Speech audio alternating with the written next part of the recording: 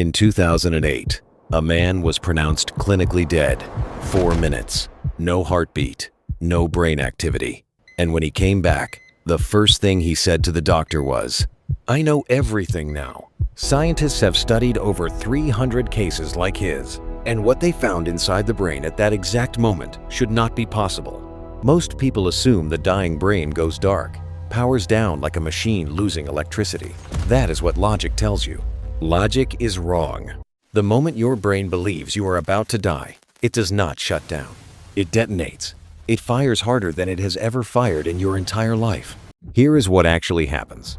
The first system to fire is your amygdala, your brain's threat detector. In under 12 milliseconds faster than a blink, it sends a full red alert to every system in your body. Heart rate doubles. Pupils blow wide open. Blood reroutes away from your skin, away from your gut, straight into your muscles and your brain. Then, adrenaline floods your bloodstream. Not a trickle, a flood. Enough to give ordinary people the strength to lift cars. Documented, real, verified. And here is the part nobody tells you. You feel nothing. No pain, no cold, no exhaustion. Your brain shuts off pain completely, because in a survival moment, pain is a distraction you cannot afford. Now comes the part survivors struggle to explain. Time stops. Not slows, not crawls, stops. One survivor described watching a bullet leave a gun and stepping around it. Scientists call this tachypsychia. Your brain is processing reality at up to 10 times its normal speed. Your prefrontal cortex, the rational planning part of your brain, goes almost completely offline. What takes over is something older, something that kept your ancestors alive for 200,000 years. Pure, primal, instant. And then deep inside the brain, something extraordinary happens. The pineal gland releases DMT, dimethyltryptamine, the most potent psychedelic compound known to science. Your brain manufactures it, right now, inside your skull. And in the moment of near death, it releases everything at once. What follows cannot be fully explained. The life review begins. Survivors describe watching their entire life not as a memory, as a total re-experience. Every person, every moment, every kindness given, every pain caused, all of it, simultaneously, in seconds. Across every culture, every religion, every country, 87% of people who have died and returned describe the exact same thing. A tunnel, a light, and a peace so deep, so unlike anything in waking life, that many survivors describe coming back as the worst moment of the experience.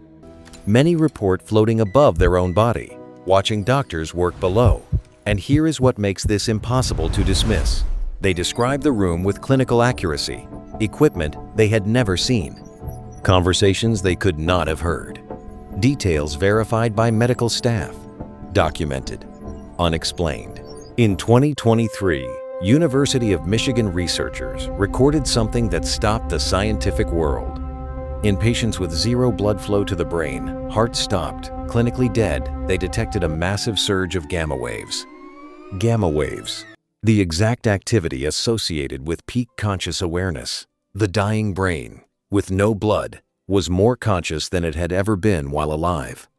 Almost every survivor describes a boundary, a presence, a message so clear it needs no language. Not yet. And then the return. Survivors call it unwanted, being ripped from something more real than life itself, back into a body that suddenly feels like a prison. The pain is instant. The weight of physical existence, something they never once noticed before, feels like concrete. But here is what nobody talks about. They come back different, not just emotionally, structurally. Brain scans show increased connectivity, new bridges between regions, changes that are permanent and physically measurable. 94% report their fear of death completely disappears, not reduces, gone. A fear every human carries from birth erased. In minutes, money becomes meaningless, almost overnight. Status, achievement, gone. What becomes everything? The people they love. The ordinary moments they spent a lifetime rushing past. And this is the question 300 documented cases leave us with. If the dying brain produces the richest conscious experience of a person's entire life, is the brain generating consciousness or receiving it? You do not need to almost die to wake up. But every single person who has stood at that edge and come back says the same thing: they wish they had lived this way before it almost ended. The only question left is why you are waiting. If this changed how you see your own mind, share it with someone who needs to hear it, and subscribe, because next week we go even deeper: what actually happens to your brain while you sleep.